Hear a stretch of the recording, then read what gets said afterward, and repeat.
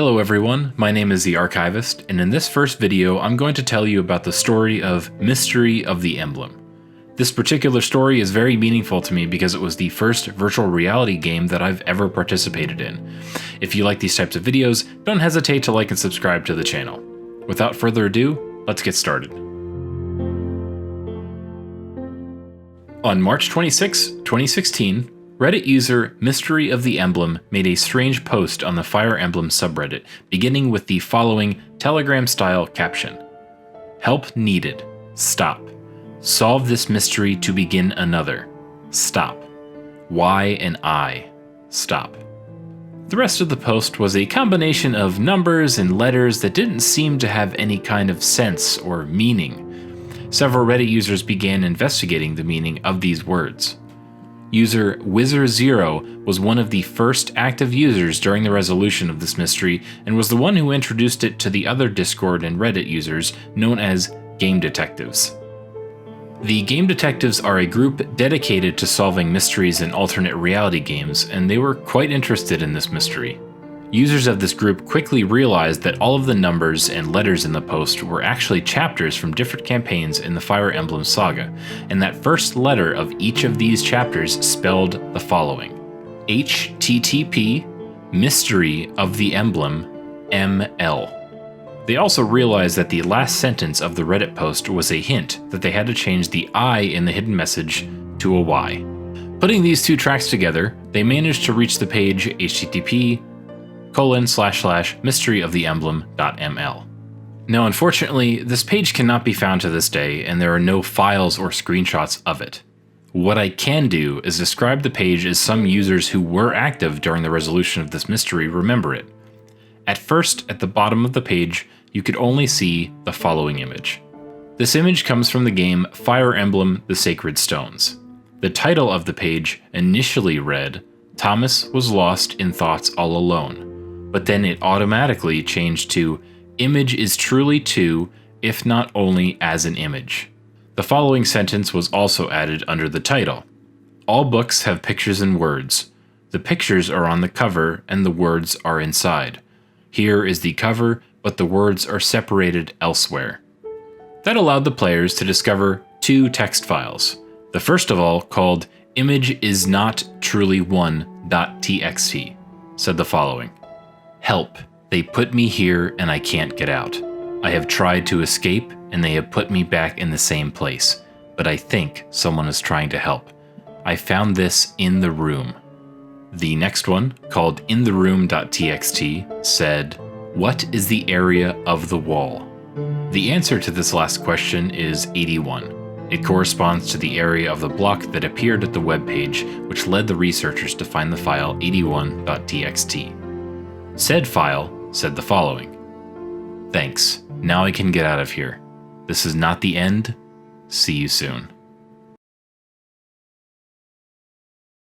On March 27, 2016, the website changed again.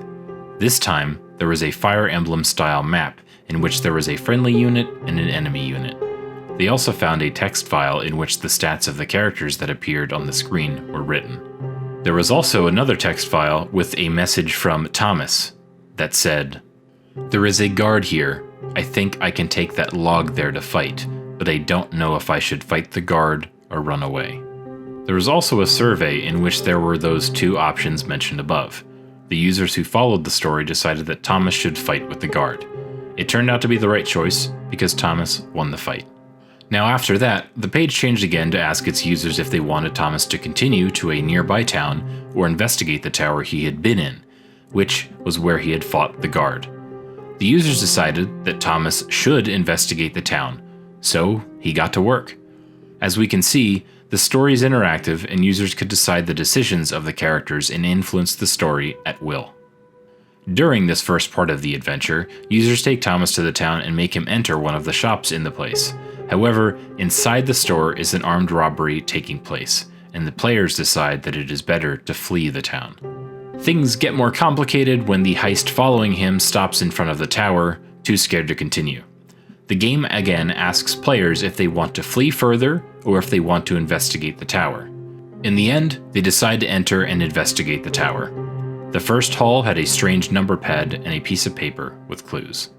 User Soaring Bear solved this puzzle using the numbers from the graffiti as an Ottendorf cipher guide to obtain the letters I, A, C, H, which converted to numbers are 9138, which arrived in a text file and the continuation of the story.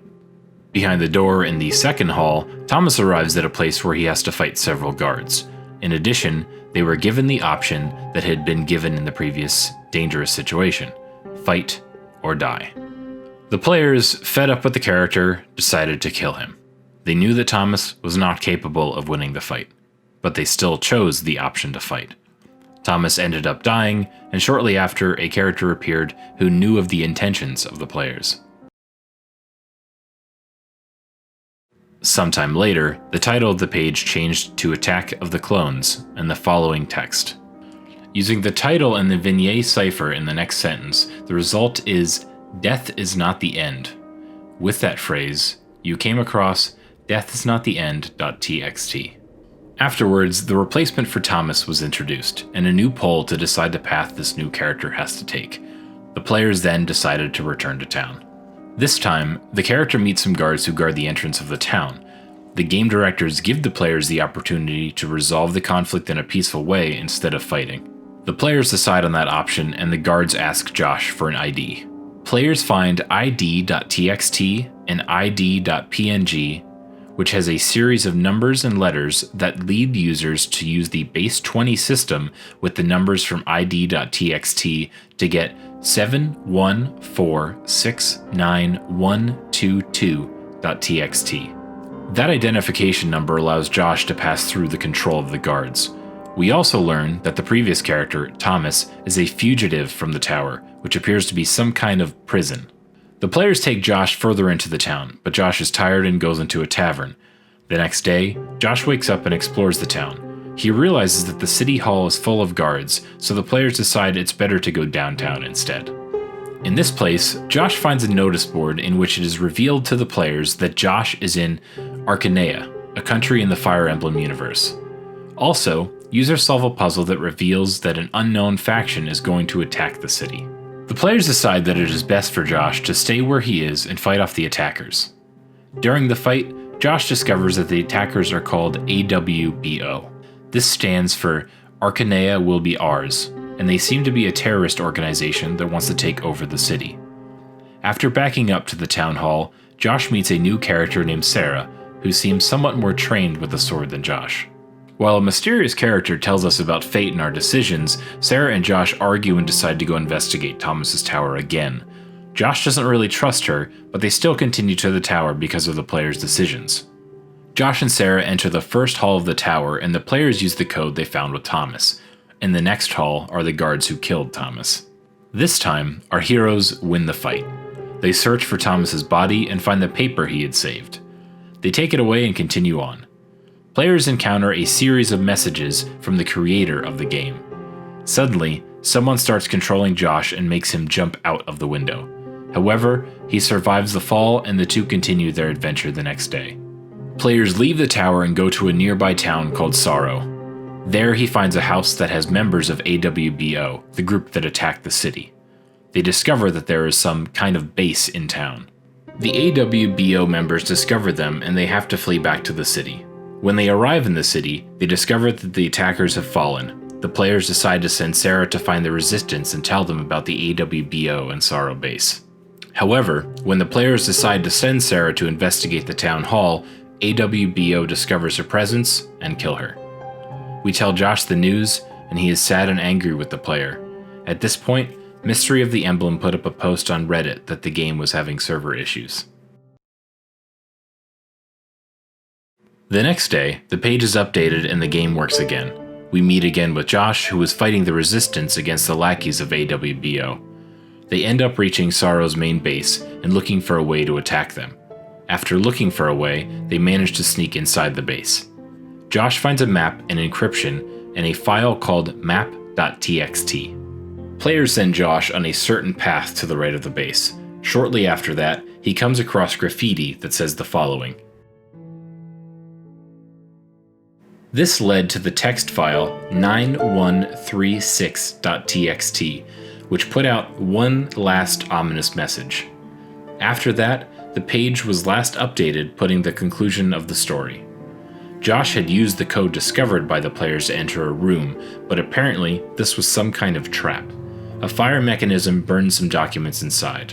In addition, the AWBO forces discover the resistance and a fierce battle begins. Josh was looking for an escape route, but during the escape, our communication breaks up, leaving us with a huge cliffhanger. The last words of the mysterious character also appear.